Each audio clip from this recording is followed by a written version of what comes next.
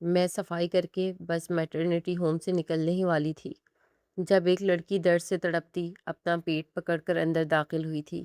اس کی حالت بتا رہی تھی کہ وہ پورے وقت سے ہے اور کسی بھی وقت ڈلیوری ممکن ہے، لیکن عجیب بات یہ تھی کہ وہ اس حالت میں بالکل تنہا آئی تھی، نہ ماں، نہ ساس، نہ شوہر، اس کے آگے پیچھے کوئی نہیں تھا، جبکہ عام طور پر جب بھی ڈلیوری کے لیے کوئی پیشنٹ آتا تو اس کے ساتھ کوئی نہ کوئی گھر والے ضرور ہوتے، مگر یہ لڑکی تو بالکل اکیلی ہی اندر داخل ہوئی تھی۔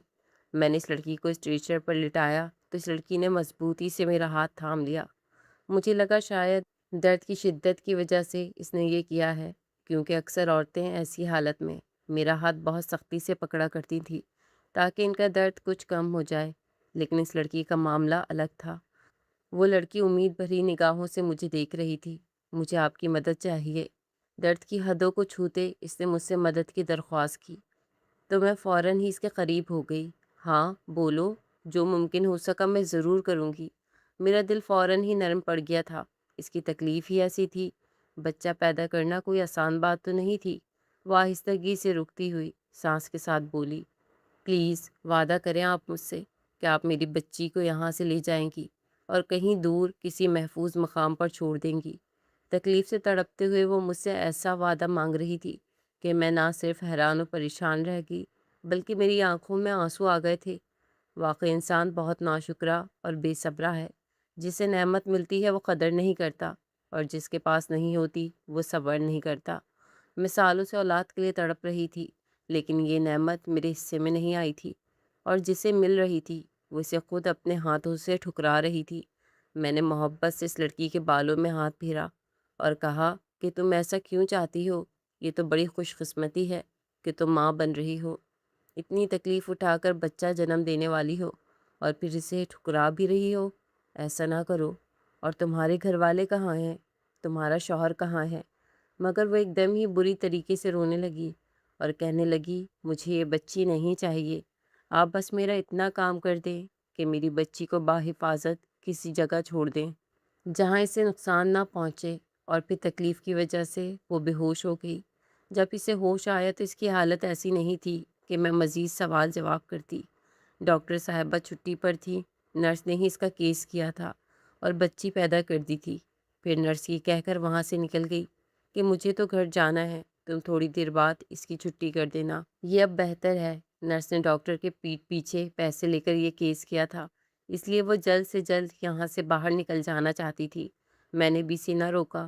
جب وہ چلی گئی اور لڑکی کی حالت تھوڑی بہتر ہوئی تو وہ خاموشی سے اٹھی اور چادر لپیٹنے لگی۔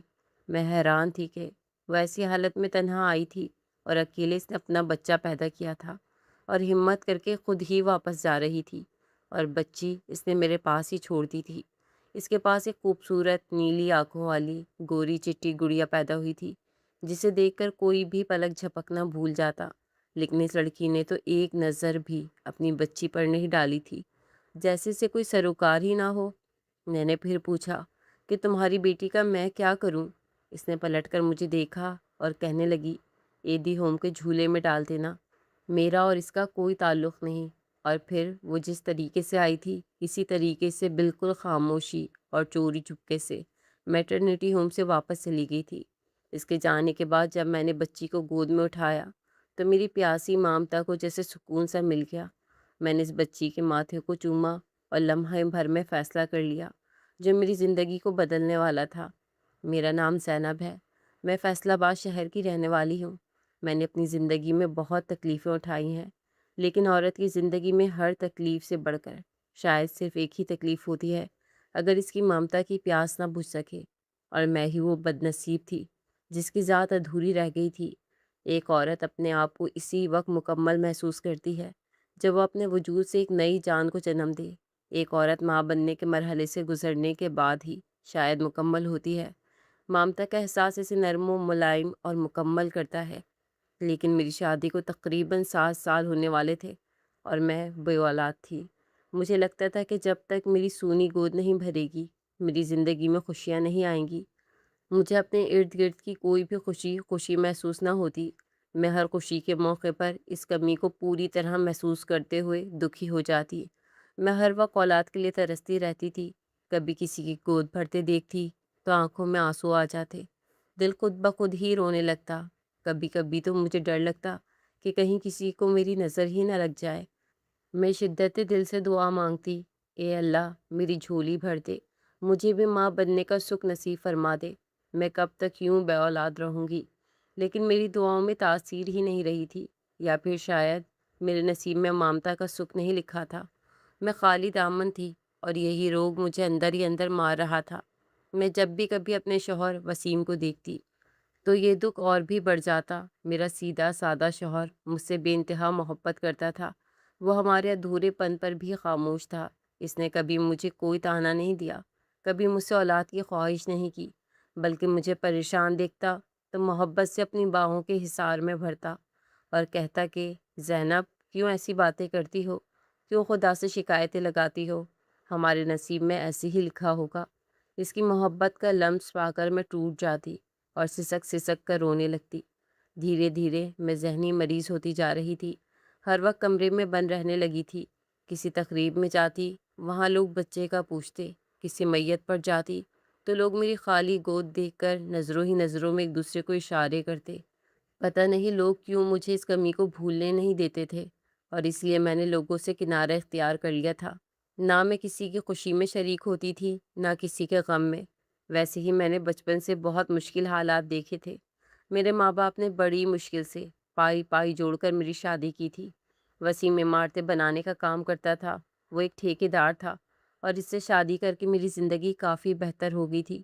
لیکن پھر اولاد نہ ہوئی تو میں اپنی ساس کی نظروں میں کھٹکنے لگی۔ وسیم سے جہاں تک ممکن ہو سکا اس نے مجھے میری ساس کے طعنوں سے بچایا اور دنیا کی نظروں سے بھی۔ لیکن جیسے ہی وہ گھر سے باہر نکل جاتا، میری ساس بانجھ بانجھ کہہ کر میرے جینا حرام کر دی تھی۔ شادی کے شروع کے چند مہینے تو میری ساس نے صرف دبے دبے لفظوں میں مجھ سے بچے کا اصرار کیا تھا، لیکن جب سال مکمل ہوا تو وہ مجھے لے کر نہ جانے کون سے پیروں فقیروں کے پاس کا رخ کرنے لگی۔ جب وسیم کو پتہ چلا کہ میں ساس کے ساتھ پیروں فقیروں کی درگاہوں پر حاضریاں لگانے لگی ہوں تو وہ بہت غصہ کرتے اور کہتے کہ دینے والی ذات اللہ کی ہے، تم کن چکروں میں پڑ گئی ہو۔ وہ اپنی ماں سے بھی جھگڑتے، لیکن ان کی ماں کو یہی لگتا تھا کہ یہ سب میری سکھائی ہوئی پٹیاں ہیں، میرے کہنے پر وسیم ان سے جھگڑا کرتے ہیں، جبکہ حقیقت میں ایسا کچھ نہیں تھا۔ میں تو خود وسیم کو روکتی تھی کہ وہ اماں کے ساتھ ہرگز بھی کسی بات کو لے کر جھگڑا نہ کریں، کیونکہ بعد میں اماں کا سارا عتاب مجھ پر ہی نازل ہوتا تھا۔ مگر وسیم میرے حق میں بولنے سے پیچھے نہ رہتے۔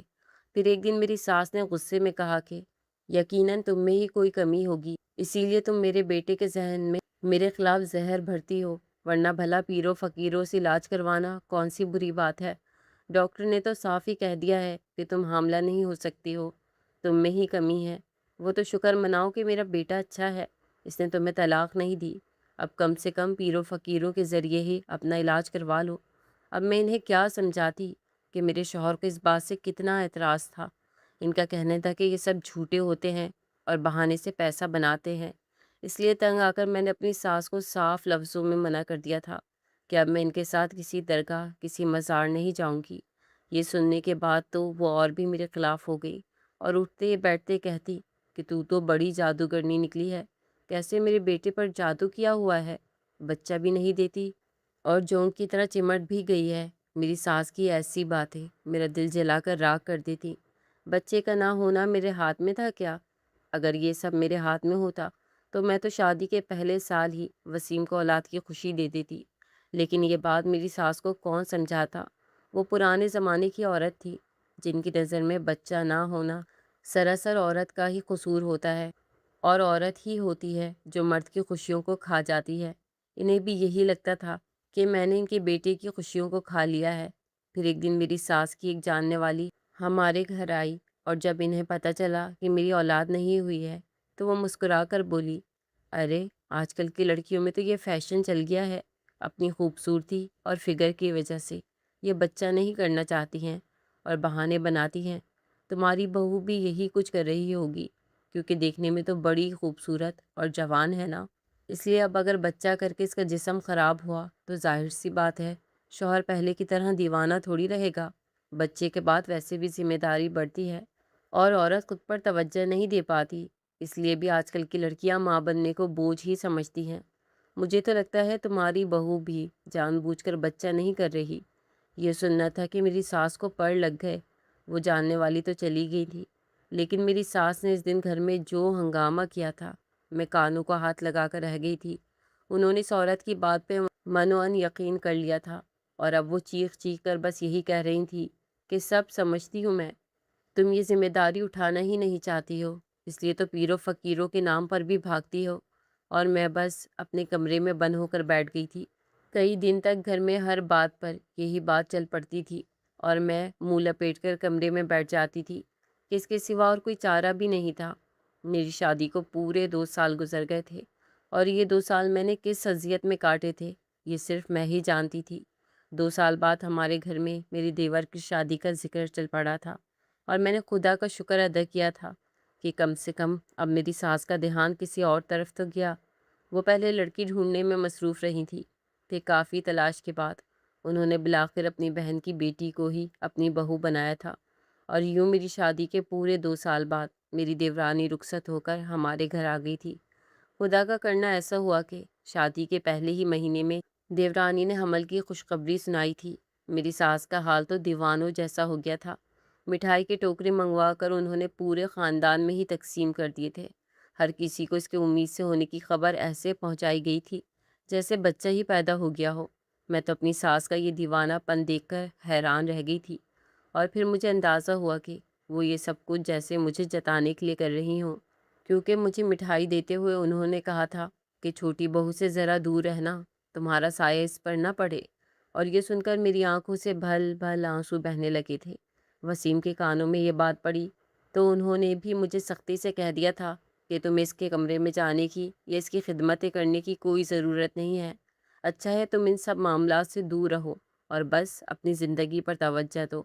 وسیم کے کہنے پر میں نے خود کو ہر معاملے سے دور تو کیا تھا، لیکن جب میں اپنی نظروں کے سامنے اپنی دیورانی کی خاطر مداراتیں دیکھتی تو میرا دل جل اٹھتا۔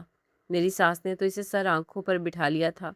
بستر پر بیٹھی جگہ سے کھانا پانی فراہم کیا جاتا۔ شہر کے بڑے ہسپتال میں اس کا علاج چل رہا تھا، اور صدقے کے نام پر ہر دوسرے دن میری ساس کوئی نہ کوئی چیز نکالا کرتی تھی۔ بھلے ہی مجھے اس سے دور رہنے کے لیے کہا گیا تھا، لیکن اس کے لیے ملک شیک بنانا، اس کی مرضی کے کھانے تیار کرنا، یہ سب کام اب بھی میرے ہی ذمہ تھا۔ میں پوری طرح باورچی خانے کی ہو کر رہ گئی تھی۔ میری دیورانی ہر تھوڑی دیر بعد ایک نئی فرمائش پیش کرتی، اور پھر تھوڑا بہت کھا کر اسے ایسے ہی واپس کر دیتی۔ یہ 9 مہینے میرے لیے پہلے سے بھی زیادہ اذیت بھرے ہو گئے تھے۔ دیورانی کے گھر والے آتے یا پھر خاندان سے کوئی رشتہ دار یا پاس پڑوسی، ہر کوئی دیورانی کو مبارکباد دیتا اور مجھے ایسی طرز بھری نگاہوں سے دیکھتا کہ میرا کلیجہ کٹ جاتا۔ 9 مہینے پورے ہوئے اور خدا کے فضل و کرم سے دیورانی کی گود بھر گئی۔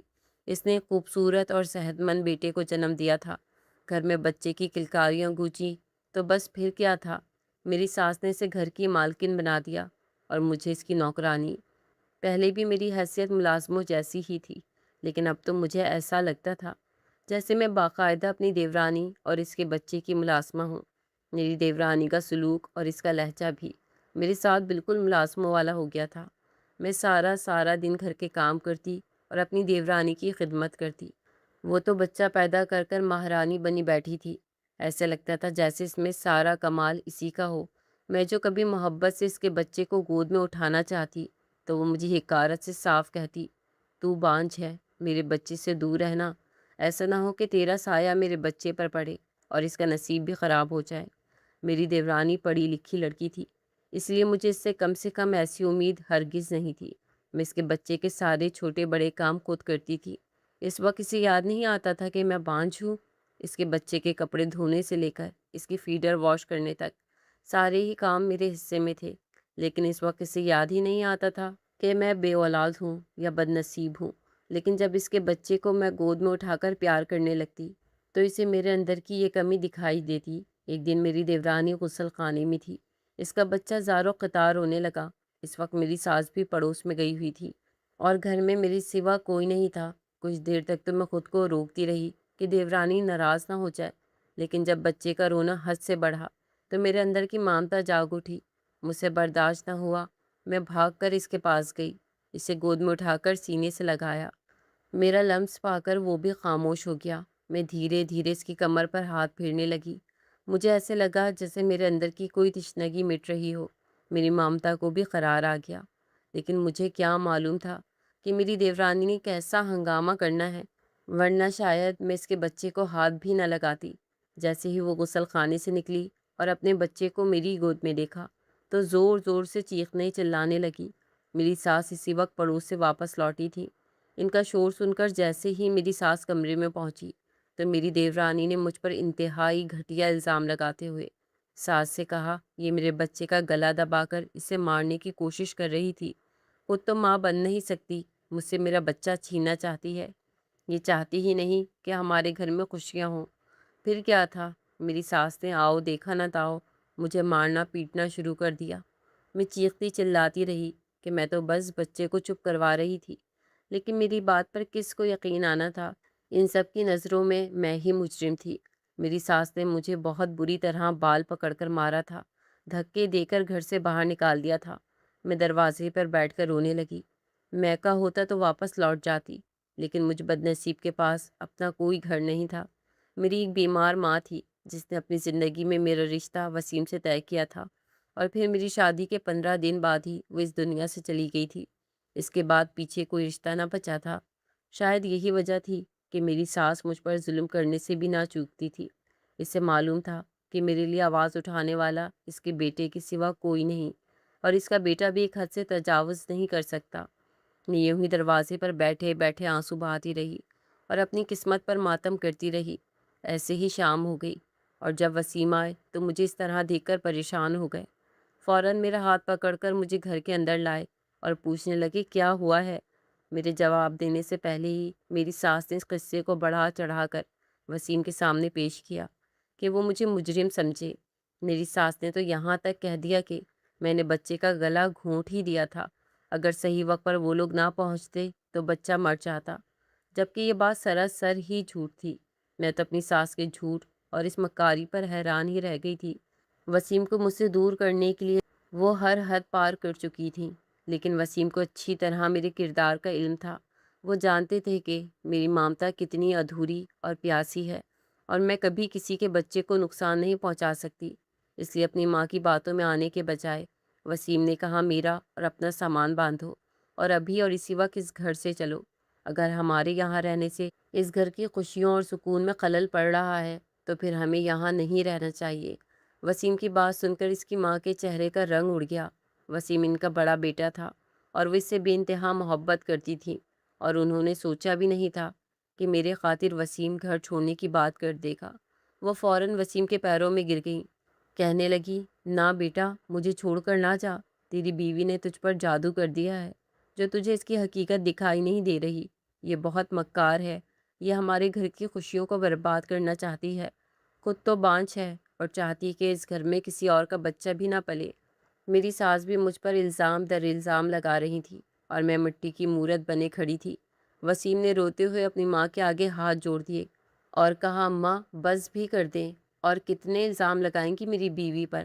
میں مانتا ہوں کہ زینب بے اولاد ہے، لیکن اس کا مطلب یہ نہیں کہ وہ کسی کے بچے کی جان لے لے۔ کیا آپ کو نہیں پتا کہ وہ خرم کے بچے سے کتنی محبت کرتی ہے؟ ہر وقت اس کے کاموں میں مصروف رہتی ہے، راتوں کو اٹھ اٹھ کر بھی اس کی فیڈر واش کرتی ہے، اس کے کپڑے دھوتی ہے۔ اگر وہ اتنی ہی بری ہوتی تو یہ سب کچھ نہ کرتی۔ میں مانتا ہوں کہ وہ بچہ پیدا نہیں کر سکتی، لیکن اس کا مطلب یہ نہیں کہ وہ کسی دوسرے کے بچے کی جان کی دشمن بن جائے۔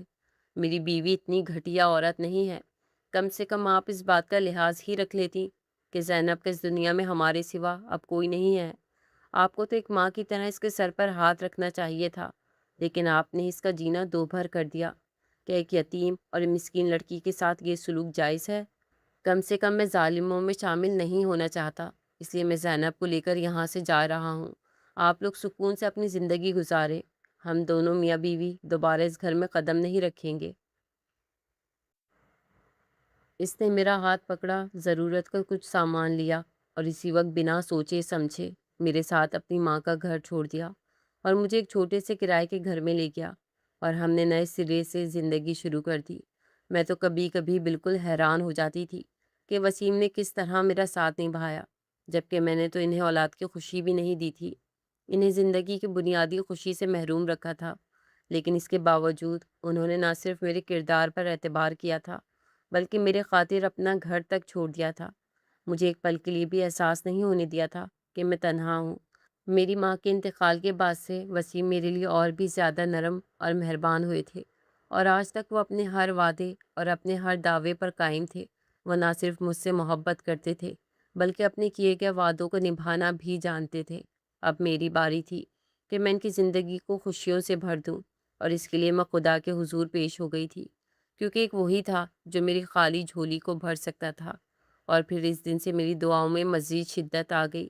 اب میں اپنے لیے نہیں بلکہ اپنے شوہر کے لیے اولاد چاہتی تھی، تاکہ ان کی زندگی کی یہ کمی مٹ جائے۔ ہمارے اس نئے گھر کے قریب ایک چھوٹا سا میٹرنیٹی ہوم تھا۔ میں اکثر وہاں سے عورتوں کو پیدائشی بچے لے کر جاتا دیکھتی تو میرا دل بری طرح تڑپ اٹھتا تھا۔ میرا بھی دل چاہتا تھا کہ کسی دن میں بھی اسی طرح ہسپتال جاؤں اور واپسی پر میری گود میں بچہ ہو۔ اور پھر ایک دن میں نے دیکھا کہ اس کے باہر بورڈ لگا تھا کہ لیبر روم کی صفائی کے لیے عورت کی ضرورت ہے۔ جب میں نے وسیم سے کہا کہ میں وہاں نوکری کرنا چاہتی ہوں تو وہ حیران ہو گئے، کہنے لگے تمہیں کس چیز کی ضرورت ہے جو تم میٹرنیٹی ہوم میں نوکری کی بات کر رہی ہو، اور وہ بھی صفائی کی؟ اگر میں تمہاری کوئی ضرورت یا خواہش پوری نہیں کر پایا تو مجھے بتاؤ، میں دو دو نوکریاں کرنے کو راضی ہوں، لیکن تمہیں یہ سب کرنے کی ضرورت نہیں ہے۔ میں نے نرمی سے کہا کہ بات ضرورت یا خواہش کی نہیں ہے، بات کچھ اور ہے۔ میں سوچتی ہوں کیا پتہ ایسے وقت میں کسی عورت کی خدمت کروں تو بدلے میں مجھے بھی اولاد مل جائے۔ سنا ہے ایسے وقت میں عورت کی ہر دعا قبول ہوتی ہے۔ میں بھی ہر بچہ پیدا کرنے والی عورت سے کہوں گی کہ وہ میرے حق میں دعا کرے اور اس کی خوب خدمت کروں گی، کیا پتہ کس کی دعا لگ جائے۔ وسیم نے گہری نظر مجھ پر ڈالی اور کہنے لگے اگر تمہاری خوشی اسی میں ہے تو میں تمہیں کبھی نہیں روکوں گا، لیکن یہ بات یاد رکھنا کہ اولاد ہونا یا نہ ہونا تمہارے ہاتھ میں نہیں ہے، بلکہ جو اللہ نے قسمت میں لکھا ہوگا وہی ہوگا۔ اولاد ہونا خوشیوں کی ضمانت نہیں ہوتا۔ بہت سے لوگ اولاد ہوتے ہوئے بھی نہ صرف پریشان ہوتے ہیں بلکہ اپنی اسی اولاد کو لے کر پچھتاتے بھی ہیں۔ اس لیے جو بھی ہوتا ہے وہ انسان کے حق میں بہتر ہی ہوتا ہے۔ میں نے محبت سے وسیم کے ہاتھوں کو چوم لیا۔ ان کی یہی محبت تو مجھے جینے کی امنگ دیا کرتی تھی، ورنہ لوگوں کے رویوں نے مجھے مار ڈالا تھا۔ ایک وسیم ہی تھے جنہوں نے کبھی مجھے کمتر نہ سمجھا تھا، کبھی میری کمی کو جتایا نہ تھا، بلکہ ہمیشہ اللہ کی رضا میں راضی رہتے تھے۔ ان کا رویہ کبھی بھی میرے ساتھ خراب نہیں ہوا تھا۔ میں نے خدا کا لاکھ شکر ادا کیا تھا جس نے مجھے اولاد تو نہ دی تھی، لیکن وسیم جیسا لائف پارٹنر ضرور دیا تھا۔ میں نے اسی شام جا کر میٹرنیٹی ہوم کی ڈاکٹر سے بات کی اور وہاں لیبر روم کی صفائی کا کام مجھے مل گیا۔ شروع میں گھبرا رہی تھی کہ میں یہ سب کس طرح کروں گی۔ میں نے کبھی ایسا کوئی کام نہیں کیا تھا۔ جب میں پہلی دفعہ لیبر روم میں داخل ہوئی تو یہ دیکھ کر حیران رہ گئی کہ اتنے تکلیف دہ مراحل سے گزرنے کے بعد بچے کو جنم دیتے ہی عورت کا سارا درد چٹکیوں میں غائب ہو جاتا ہے، اور وہ اپنے بچے کو سینے سے لگائے اسے ایسے چوم رہی ہوتی ہیں جیسے سے اتنا شدید درد ہوا ہی نہ ہو۔ میرے دل سے بے اختیار دعا نکلی تھی کہ اللہ میری زندگی میں بھی ایسا ہی کوئی لمحہ ڈال دے کہ جب میں بھی اپنے بچے کو ایسے ہی سینے سے لگاؤں اور میری زندگی کے سارے درد غائب ہو جائیں۔ وہ عورتیں جو کچھ دیر پہلے لیبر پین سے تڑپ رہی ہوتی، چیخ چلا رہی ہوتی، بچہ پیدا ہوتی ہی وہ نہ صرف پرسکون ہو جاتی بلکہ ان کے چہرے پر ایسی خوشی نظر آتی کہ میں حیران رہ جاتی۔ واقعی قدرت کا نظام بالکل ہی الگ طریقے سے کام کرتا ہے۔ کچھ ہی دنوں میں مجھے ان سب چیزوں کی عادت ہو گئی تھی اور کام بھی بہت مشکل نہیں تھا، بلکہ یہاں صفائی کا کام کر کے مجھے عجیب سا سکون ملنے لگ گیا۔ روز میرے سامنے بچے پیدا ہوتے اور میں انہیں دیکھ کر اپنے حق میں دعا مانگتی۔ جو عورتیں تکلیف میں لیبر روم میں آتی میں ان سے بھی اپنے حق میں دعا کرواتی، اور کبھی کسی کے بچے کو اٹھا کر سینے سے لگا کر اپنی مامتا کی پیاس کو بجھایا کرتی۔ اکثر یہاں ایسی لڑکیاں بھی آتی جو ابارشن کے لیے آتی تھیں، کسی کو بچہ نہیں چاہیے ہوتا تھا تو کوئی جوانی کی غلطیوں کو مٹانے کے لیے آتی۔ ان لڑکیوں کو دیکھ کر مجھے بہت افسوس ہوتا تھا، اور دھیرے دھیرے مجھے اندازہ ہو رہا تھا کہ ہمارا معاشرہ کس قدر برائی کی طرف جا رہا تھا۔ اسکول اور کالج کی چھوٹی چھوٹی جوان ہوتی لڑکیاں بھی ابارشن کروانے کے لیے آتی اور زیادہ پیسے دے کر غیر قانونی طریقے سے اپنا بچہ ضائع کروا کر جاتی۔ انہیں دیکھتی تو میرے دل کی حسرت اور بھی بڑھتی کہ اگر انہیں یہ خوشی مل سکتی ہے تو مجھے کیوں نہیں؟ لیکن پھر وسیم کی بات مجھے یاد آتی کہ اللہ کے فیصلے بہترین ہوتے ہیں، اور میں دل کو سمجھا لیتی۔ یہاں کام کرتے ہوئے وقت تیزی سے گزرنے لگا تھا، اور میں بہت خوش بھی رہنے لگی تھی۔ اب میرا اپنے سسرال والوں سے کوئی تعلق نہیں رہا تھا، اور نہ ہی وسیم چاہتے تھے کہ میں ان سے کوئی تعلق رکھوں۔ وہ خود اکثر اپنی ماں سے ملنے کے لیے چلے جایا کرتے تھے۔ وہ ایک ذمہ دار بیٹے تھے جنہوں نے الگ ہونے کے باوجود بھی اپنی ماں سے اپنا تعلق ختم نہیں کیا تھا۔ ہاں، البتہ میرا وہاں جانا بند کر رکھا تھا۔ وہ نہیں چاہتے تھے کہ ایک بار پھر مجھے وہی تکلیف ملے جس سے گزر کر میں یہاں تک پہنچی تھی۔ مجھے ایسے ہی لیبر روم میں کام کرتے کرتے 2 سال گزر گئے تھے، اور ان 2 سالوں میں مجھے بہت حد تک قرار آ گیا تھا۔ ایک دن ڈاکٹر نے چھٹی کر لی، اور اتفاقاً ایک لڑکی جو کوئی 20 یا 22 سال کی تھی درد سے تڑپتی ہوئی آئی۔ وہ بالکل تنہا تھی، اور اس کے پاس کسی بھی وقت بچی کی پیدائش ہونے والی تھی۔ اس کی حالت کافی خراب ہوتی تھی، اور حیرت کی بات یہ تھی کہ وہ بالکل اکیلی تھی۔ اس نے میرا ہاتھ اپنے ہاتھوں میں پکڑا اور کہنے لگی کہ باجی، میری ایک مدد کرو گی؟ میں زندگی بھر تمہاری احسان مند رہوں گی۔ میں نے فوراً کہا، بتاؤ بہن، کیا بات ہے؟ جو کچھ مجھ سے ہو سکے گا میں ضرور کروں گی۔ اس نے روتے ہوئے کہا کہ میرے پاس جیسے ہی بچے کی پیدائش ہو، تم چپکے سے میرا بچہ لے کر چلی جانا، اور اسے کسی محفوظ جگہ پہنچا دینا۔ چاہو تو عیدی کے جھولے میں ڈال دینا۔ اس لڑکی کی بات سن کر میں حیران ہوئی کہ کوئی ماں کیوں اپنا بچہ اس طرح دینا چاہتی ہے۔ اگر ناجائز بچہ ہوتا تو یقیناً وہ بھی دوسری لڑکیوں کی طرح شروعات میں ہی ابارشن کروا لیتی۔ اس طرح بچے کی پیدائش کی تکلیف اٹھا کر اسے چھوڑ کر جانے کی بات نہ کرتی۔ لیکن اس لڑکی کی حالت ایسی نہیں تھی کہ مجھ سے زیادہ سوال جواب کرتی۔ ڈاکٹر صاحبہ کے آنے میں وقت تھا، اور اس لڑکی کا وقت پورا ہو چکا تھا۔ ڈلیوری کسی بھی وقت ہونے والی تھی۔ اس لڑکی نے نرس کو زیادہ پیسوں کی پیشکش کی اور کہا کہ تم ہی میرا کیس کر دو۔ میں چاہتی ہوں کہ ڈاکٹر کے آنے سے پہلے ہی میں یہاں سے چلی جاؤں۔ اکثر نرس غیر قانونی کام کرتی تھی، اس لیے وہ راضی ہو گئی، اور اس نے اس لڑکی سے ایک بڑی رقم پکڑ لی، اور ساتھ ہی مجھے بھی سمجھا دیا کہ میں ڈاکٹر صاحبہ کے سامنے کچھ نہ کہوں۔ میں بھی خاموش ہو گئی، اور پھر ڈاکٹر کے آنے سے پہلے ہی اس کے پاس بچے کی پیدائش ہوئی، اور نرس نے اس کی ڈلیوری میرے ساتھ ہی مل کر دی۔ میں اتنے سالوں میں بہت کچھ سیکھ چکی تھی۔ کچھ دیر بعد نرس کہنے لگی کہ ڈاکٹر صاحبہ تو آئی نہیں ہے، میں بھی جا رہی ہوں۔ یہ ٹھیک ہو جائے تو اس کی چھٹی کر دینا، اور خیال رکھنا کہ ڈاکٹر صاحبہ کو اس بارے میں کچھ نہ پتہ چلے۔ ساری گندگی پہلے ہی صاف کر دینا، اور اسے بھی یہاں سے چلتا کرنا۔ نرس اپنے حصے کا کام کر کے چلی گئی، اور وہاں صرف میں اور وہ لڑکی ہی باقی رہ گئی۔ 2 گھنٹے بعد لڑکی کی حالت کچھ بہتر ہوئی تو وہ خاموشی سے اٹھی اور اپنی بچی پر نظر ڈالے بغیر وہاں سے نکل گئی۔ اس لڑکی نے ایک بہت ہی خوبصورت اور پیاری بچی کو جنم دیا تھا۔ میں نے جلدی سے اس بچی کو چھپایا اور اس بچی کو اپنے گھر لے آئی۔ میں اس بچی کو اپنی سینے سے لگا کر رکھنے والی تھی۔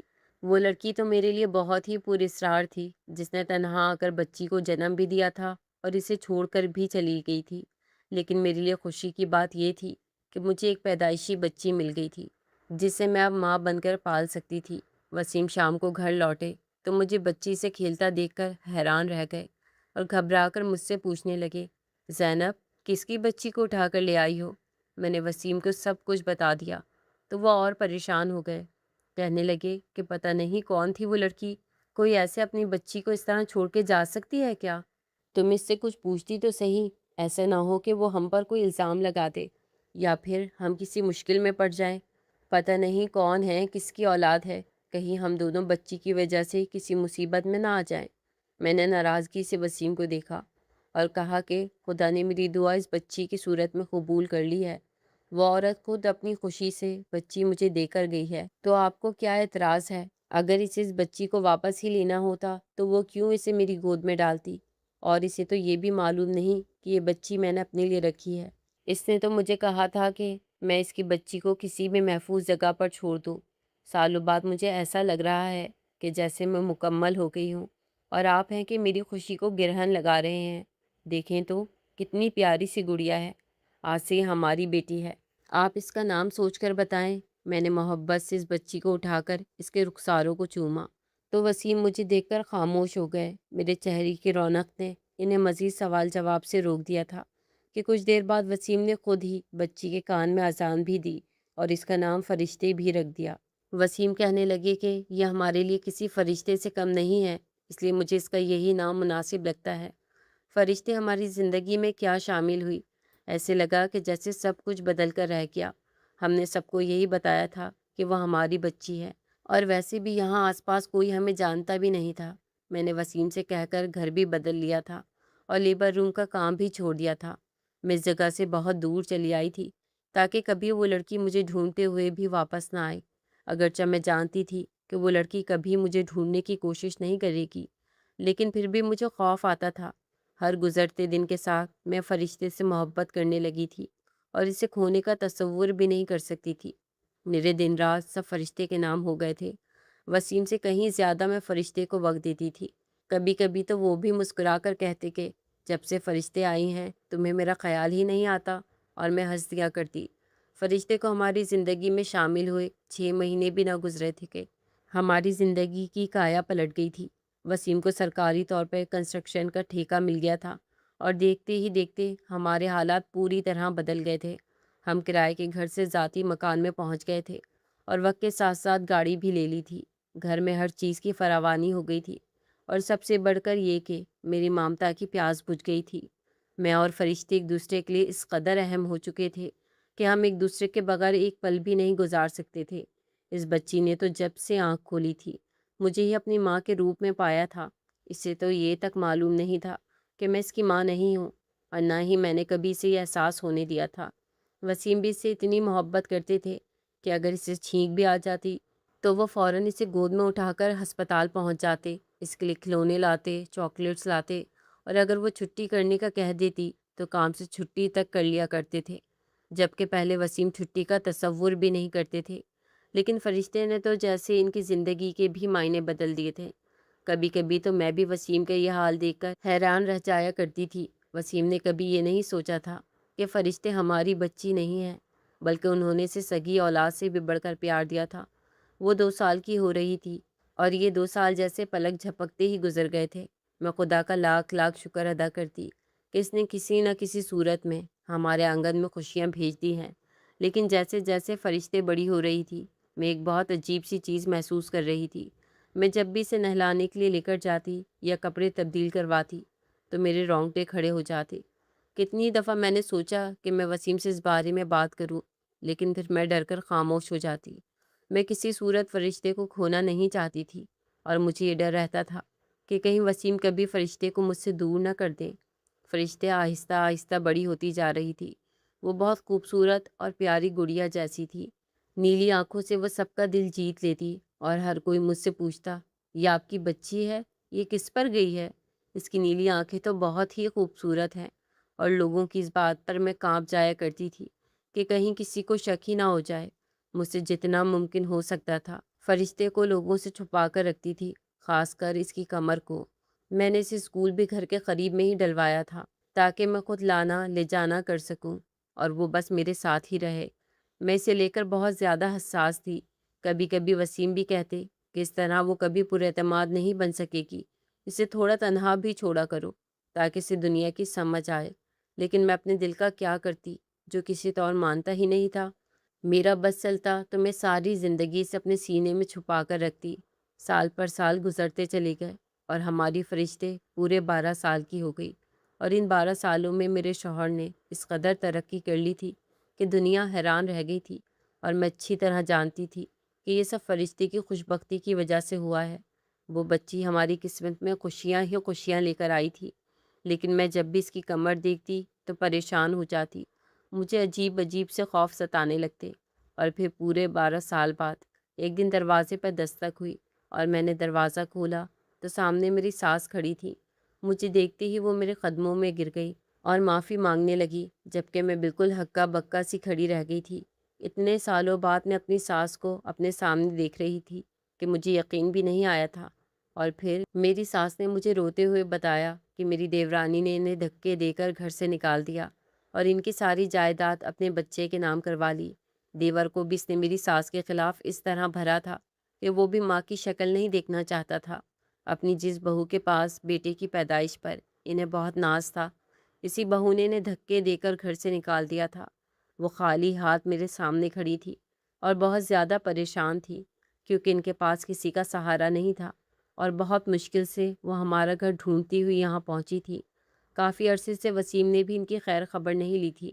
وہ اپنے کاموں اور فرشتے میں ہی پوری طرح مصروف ہو گئے تھے، اور پھر کچھ چھوٹے بھائی کا رویہ ایسا تھا کہ اس گھر میں قدم رکھتے وہ تھوڑا ہچکچاتے تھے، اس لیے انہیں ہمیں تلاش کرنا پڑا تھا۔ میں اپنی ساس کی حالت دیکھ کر حیران رہ گئی تھی۔ وہ تو لمبی چوڑی سی عورت تھی جس میں اتنا دمخم تھا کہ بازوؤں سے پکڑ کر انہوں نے مجھے گھر سے باہر نکال کیا تھا، اور آج ان کی حالت ایسی تھی کہ وہ سیدھی کھڑی بھی نہیں ہو سکتی تھی۔ انہیں اپنی غلطیوں اور گناہوں کا احساس ہو رہا تھا، اور وہ مجھ سے معافی مانگ رہی تھی۔ میں انہیں اندر لے آئی اور فرشتے کو آواز دے کر کہا کہ پانی لے کر آؤ، تو میری ساس حیران رہ گئی، اور پھر جب انہیں پتہ چلا کہ فرشتے ہماری بیٹی ہے تو انہوں نے فرشتے کو گلے سے لگا لیا اور اسے چومنے لگی۔ میں نے انہیں یہ نہیں بتایا تھا کہ وہ کسی اور کا خون ہے۔ میری ساس کی آنکھوں میں آنسو آ گئے۔ وہ روتی ہوئی کہنے لگی کہ میں نے تمہارے ساتھ بڑی زیادتی کی ہے۔ دیکھو نا، جب تک تم پر میرا سایہ تھا تمہیں اولاد نہ ہوئی، اور آج تم صاحب اولاد بھی ہو، اور بہت خوش بھی، جبکہ میں در در کی ٹھوکریں کھا رہی ہوں۔ یہ سب میرے گناہوں کا نتیجہ ہے۔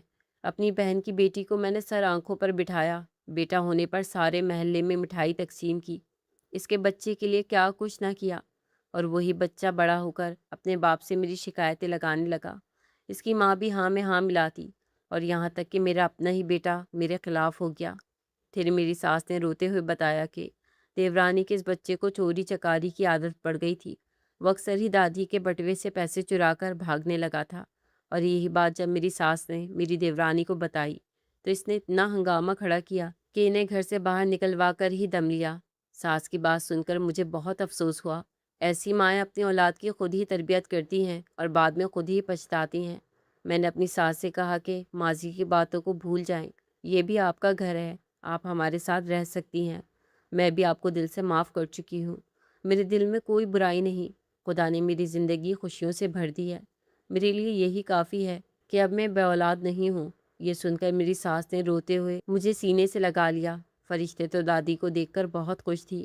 وہ تو ہمارے گھر کی تنہائی سے ہی تنگ تھی، اور اسکول میں لڑکیوں سے جب بھی ان کے دادا دادی کے بارے میں سنتی تو مجھ سے بھی سوال کرتی کہ اس کے دادا دادی کہاں، اور اس سوال پر میں خاموش ہو جایا کرتی۔ آج اس کی دادی سے مل گئی تھی۔ دادی اور پوتی باتوں میں مصروف ہو گئے تھے۔ پتہ نہیں فرشتے نے کون کون سے قصے سنا رہی تھی۔ اس کی خوشی دیکھنے لائق تھی۔ شام کو وسیم گھر لوٹے تو اپنی ماں کو دیکھ کر وہ بھی خوش ہو گئے، اور جب انہیں پتہ چلا کہ میں نے ان کی ماں کو معاف کر دیا ہے تو بہت محبت پاش نگاہوں سے مجھے دیکھنے لگے، اور میں انہیں دیکھ کر مسکرا دی۔ میں جانتی تھی کہ وہ اپنی ماں سے بہت محبت کرتے ہیں، اس لیے اگر میں ان کی ماں کو خوشی خوشی قبول کروں گی تو وہ بھی خوش ہوں گے، اور میری زندگی کا مقصد بس وسیم اور فرشتے کی خوشی ہی تھی۔ ایسے ہی ہنستے کھیلتے دن گزر رہے تھے۔ گرمیوں کے دن تھے۔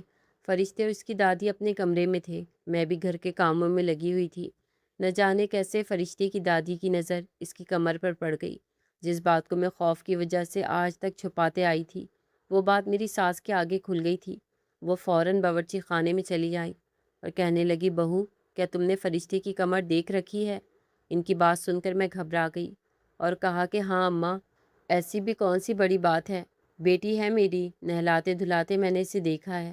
میں اس بات کو چٹکیوں میں اڑانا چاہتی تھی، لیکن اماں کے چہرے کے تاثرات بتا رہے تھے کہ ان کی نظر میں یہ کوئی معمولی بات نہیں ہے۔ میں خود بھی نہیں جانتی تھی کہ یہ بات کس نوعیت کی ہے۔ اماں نے میرا ہاتھ پکڑا اور مجھے فرشتے کے پاس لے گئی۔ وہ بستر پر اوندھی لیٹی پیپر پر کچھ ڈرائنگ بنا رہی تھی، اور اس کی کمر سے شرٹ ہٹی ہوئی تھی۔ اماں نے اس کی کمر کی طرف اشارہ کیا اور کہنے لگی کہ میں اس کی بات کر رہی ہوں۔ میں نے ڈرتے ہوئے کہا کہ ہاں، میں نے اسے دیکھا ہے، لیکن مجھے نہیں معلوم یہ کیا ہے۔ میری بات سن کر اماں نے عجیب نظروں سے مجھے دیکھا اور کہنے لگی، واقعی تمہیں نہیں پتہ؟ میں نے آہستہ سے نفی میں سر ہلا دیا۔ دل میں بری طرح کے خوف اٹھ رہے تھے۔ پھر میری ساس پوچھنے لگی، کیا تم نے اس بچے کی پیدائش کے لیے کسی پیر فقیر کا سہارا لیا تھا؟ کسی درگاہ پر کوئی منت مانی تھی؟ مجھے کچھ بھی سمجھ نہیں آ رہا تھا، لیکن اچانک ہی میرے منہ سے نکل گیا، ہاں، میں نے کسی پیر کا سہارا لیا تھا۔ اماں مسکرا کر کہنے لگی کہ یہی وجہ ہے کہ اس کی کمر پر یہ نشان موجود ہے۔ وہ یقیناً کوئی نیک بزرگ ہوگا۔ ایسے لوگ جب اولاد کے لیے کسی کو دعا دیتے ہیں تو ان کے اولاد کے جسم پر کہیں نہ کہیں ایسے خاص نشان آ جاتے ہیں۔ تو وہ بلو رنگ کا ایک بڑا سا دھبے نما نشان تھا جو فرشتے کی کمر پر واضح تھا، اور میں اسے کسی کا خاندانی نشان سمجھ کر ڈرتی رہی تھی۔ اس لیے میں اس نشان کو وسیم اور دنیا کی نظروں سے بھی چھپانا چاہتی تھی کہ کہیں اس طرح سے فرشتے کے خاندان والے اسے تلاش نہ کر لیں۔ اپنی ساس کی بات سن کر میں حیران رہ گئی۔ اگر فرشتے کی اصلی ماں نے کسی پیر سے دعا کروا کر فرشتے کو پیدا کیا تھا تو پھر وہ اسے میرے پاس کیوں چھوڑ گئی تھی؟ میں نے آج تک خوف کے مارے اس نشان کو چھپائے رکھا تھا کہ پتہ نہیں یہ کس طرح کا نشان ہے، کہیں کسی کا خاندانی نشان تو نہیں۔ یہ سوچ کر میں سہم جاتی۔ سچ کہوں تو میرے دل میں چور تھا، فرشتے کو کھو دینے کا خوف تھا، اور پھر مجھے سوال کا جواب بھی مل گیا کہ فرشتے کی کمر پر یہ نشان کیسا ہے۔ فرشتے 17 سال کی ہو گئی تھی۔ میں نے اور وسیم نے ڈیسائیڈ کیا تھا کہ ہم اسے سرپرائز دیں گے اور خاموشی سے برتھ ڈے پلان کریں گے۔ اس کی دادی کو بھی ہم نے ساتھ میں شریک کر لیا تھا، اس لیے فرشتے اپنی دادی کے ساتھ گھر پر تھی اور میں چوری چپ کے اس کی سالگرہ کا سامان لینے گھر سے نکلی تھی۔ شاپنگ مال کے باہر اچانک ہی میرا ٹکراؤ ایک عورت سے ہو گیا، اور پہلی ہی نظر میں پہچان گئی کہ یہ وہی عورت تھی جس نے فرشتے کو میری گود میں ڈالا تھا۔ میرا سانس رک گیا تھا۔ میں نے سوچا بھی نہیں تھا کہ یہ عورت دوبارہ زندگی میں مجھ سے کبھی ٹکرائے گی، اور وہ بھی 17 سال بعد۔ اس کا حال بہت ہی برا تھا، بال بکھرے ہوئے تھے اور چہرے پر جگہ جگہ مٹی جمی ہوئی تھی۔ ساتھ ہی فٹ پاتھ پر ایک آدمی لیٹا ہوا تھا۔ اس نے کالی نم آنکھوں سے مجھے دیکھا اور بہت آہستگی سے اپنی بیٹی کا پوچھا تو میں سہم گئی۔ خیال آیا کہ صاف کہہ دوں مجھے نہیں معلوم، میں نے اسے کسی سنسان جگہ پر چھوڑ دیا تھا، لیکن پھر میرا دل نہیں مانا۔ وہ ایک ماں تھی جس نے اپنے وجود سے اس جان کو جنم دیا تھا۔ میں اسے جھوٹ بول کر اسے پریشان کرنے کے بجائے مطمئن کر سکتی تھی، اس لیے میں نے اسے ڈرتے ڈرتے بتا دیا کہ اس کی بیٹی بالکل ٹھیک ہے۔